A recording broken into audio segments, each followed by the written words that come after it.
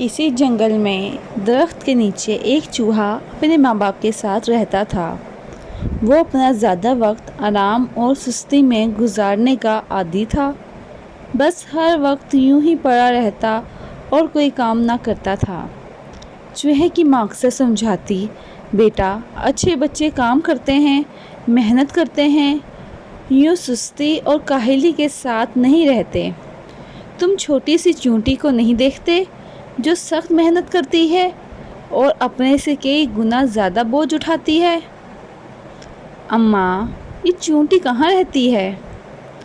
مجھ کو اس کو دیکھنے کا بہت شوق ہے، ماں نے کہا۔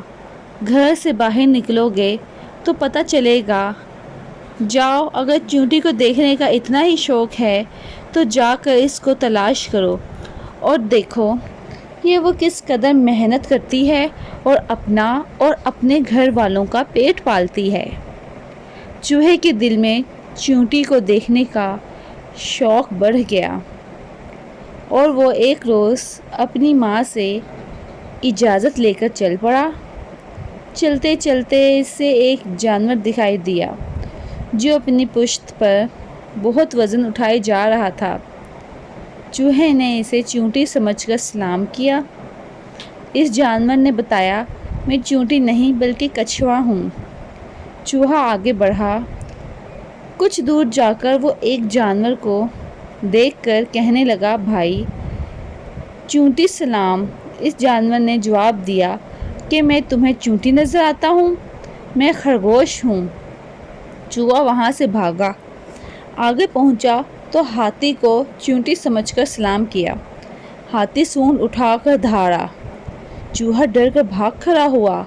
جب بھاگتے بھاگتے تھک گیا تو ایک پتھر پر بیٹھ گیا۔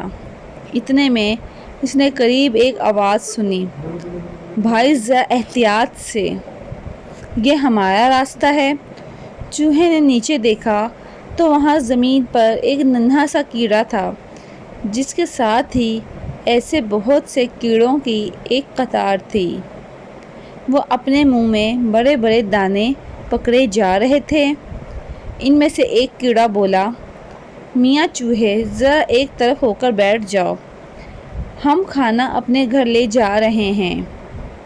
چوہے نے حیران ہو کر کہا، اتنا بڑا دانہ تم کیسے اٹھا کر لے جا رہے ہو؟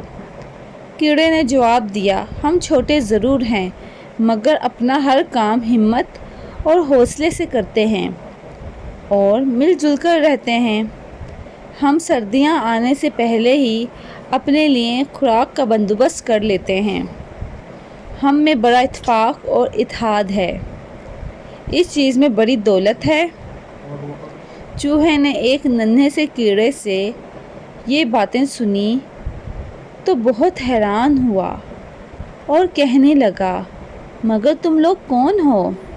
ایک ننھے سے کیڑے نے آگے بڑھ کر جواب دیا، ہمیں چیونٹی کہتے ہیں۔ چوہا بہت خوش ہوا اور بولا، بھئی چیونٹی، واقعی تمہارے بارے میں جو کچھ سنا تھا تم ویسی ہی نکلی۔ تم لوگ اپنا کام بڑی محنت، لگن اور منتظم ہو کر کرتی ہو۔ چوہا اپنے گھر واپس پہنچا اور اپنی ماں سے وعدہ کیا کہ آئندہ میں چیونٹی کی نصیحت پر عمل کروں گا۔